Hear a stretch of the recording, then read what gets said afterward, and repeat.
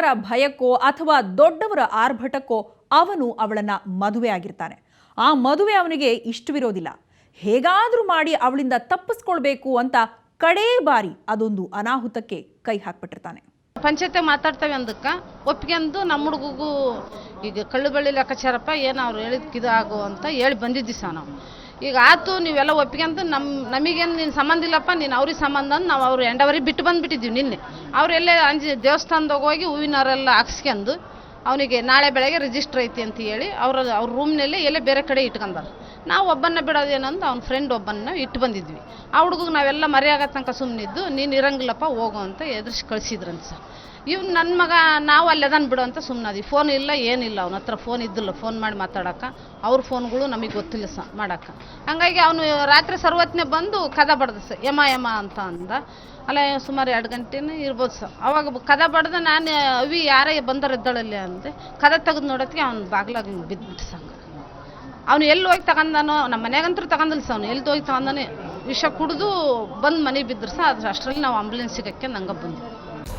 Mobile charger ತರ್ತೀನಿ ಅಂತ ಹೇಳಿ ಹೊರಹೋದಂಥ ರಾಕೇಶ ಸೀದಾ ತನ್ನ ತಾಯಿಯ ಮನೆ ಬಾಗಿಲನ್ನು ಬಡಿದಿದ್ದಾನೆ. ಬಾಗಿಲು ಮುಂದೆಯೇ ಬಿದ್ದಿದ್ದಾನೆ. ತಕ್ಷಣವೇ ಆಸ್ಪತ್ರೆಗೆ ಕರ್ಕೊಂಡು ಬರಲಾಯಿತು.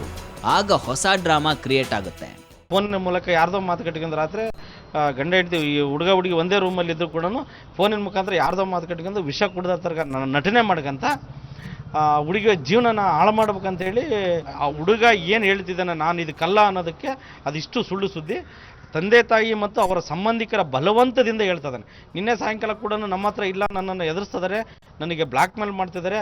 ಆ ಒಂದು ದೃಷ್ಟಿಯಿಂದ ನಮ್ಮ ತಂದೆ ತಾಯಿ ಮತ್ತು ಸಂಬಂಧಿಕರಿಗೆ ಹೇಳಲಿಕ್ಕೆ ನನಗೆ ಭಯ ಆಗ್ತಿದೆ. ದಯವಿಟ್ಟು ನಾನು ಈ ಹುಡುಗಿನ ಲವ್ ಮಾಡಿದ ನಿಜ, ಆಕೆ ಪ್ರೆಗ್ನೆಂಟ್ ಆಗಿರೋದು ನನ್ನಿಂದಲೇ ಅಂತ ಹುಡುಗ ಸಹ ನಮ್ಮ ಎದುರಿಗೆ ಹೇಳ್ಕೊಂಡಿದ್ದಾನೆ. ಇವತ್ತು ರಿಜಿಸ್ಟರ್ ಮ್ಯಾರೇಜ್ ಕಾನೂನು ರೀತಿಯಲ್ಲಿ ಮದುವೆ ಮಾಡಬೇಕು ಅಂತ ಒಂದು ಸಂದರ್ಭ ಮಾತಾಡಿದ್ದಕ್ಕೋಸ್ಕರ ಹುಡುಗನ ಕಡೆಯವರು ಇಲ್ಲದ ಊಹಾಪೋಹಗಳನ್ನು ಸೃಷ್ಟಿ ಮಾಡಿ ಹುಡುಗಿ ಮೇಲೆ ಸುಮ್ಮನೆ ಅಪರಾಧಗಳನ್ನು ಹೊರಿಸಿ ಈ ರಿಜಿಸ್ಟರ್ ಮ್ಯಾರೇಜ್ ತಡೆಗಟ್ಟಲಿಕ್ಕೆ ಏನು ಬೇಕೋ ಆ ಪ್ರಯತ್ನಗಳನ್ನು ಮಾಡ್ತಿದ್ದಾರೆ. ಮಗನ ಆ ದುಸ್ಥಿತಿ ಕಂಡ ಹೆತ್ತವರು ಮಗ ಸತ್ರು ಪರವಾಗಿಲ್ಲ, ಅವಳನ್ನು ಮಾತ್ರ ಒಪ್ಕೊಳ್ಳೋ ಪ್ರಶ್ನೆಯೇ ಇಲ್ಲ ಅಂತ ಹಠ ಹಿಡಿದಿದ್ದಾರೆ. ಈಗ ಅವನು ನಾನು ಆಕಿನ ಕಡೆಗೆ ಸಾಯೋದು ಕುಂತು ನಾನೇ ಸತ್ತು ಬಿಡ್ತಾನೆ. ನೀವು ಆಕೆ ಮಾತಿ ಒಪ್ತೀರಿ, ನೀನೇ ಬಂದು ನನಗೆ ಮಾಡಿದೆ ಅಂತ. ನಾನು ಮಾಡಿದ್ದೀನಿ, ನಾನು ನಿನ್ನ ಹತ್ರ ಬಂದು ಮಕ್ಕಂದಾನೇನು ಅನ್ನೋದನ್ನು. ಏಯ್ ಬಂದಿದೆಯಲ್ಲೋ ನೀನು ಯಾವನಿಗಾಗಿದ್ದೀಯ ಅವ್ನಿಗೆ ಮಾಡಂತ ಅಂದರೂ ಒಪ್ಪಲಿಲ್ಲ.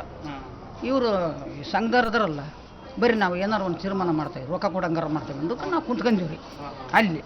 ಇವರು ರೊಕ್ಕ ಕೊಡೋ ಲೆಕ್ಕಕ್ಕಲ್ಲ, ಅದು 6 ತಿಂಗಳರಾಗಲಿ 9 ತಿಂಗಳರಾಗಲಿ ಅದನ್ನು ಇದನ್ನು ಮಾಡ್ತೇವೆ ಅಂತಂದ್ರು.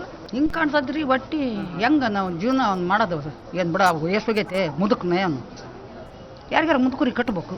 ಸುಮ್ಮನೆ ಬಲವಂತ ಮದುವೆ ಮಾಡಿದೆ. ಆರಾಮ್ ಮಾಡಿದ ತಪ್ಪಿಗೆ ನನ್ನ ಮಗ ಗುರಿಗೆ ಹೋಗಕ್ಕಂದ್ರೆ ಸಾಧ್ಯವೇನು ಸಾ?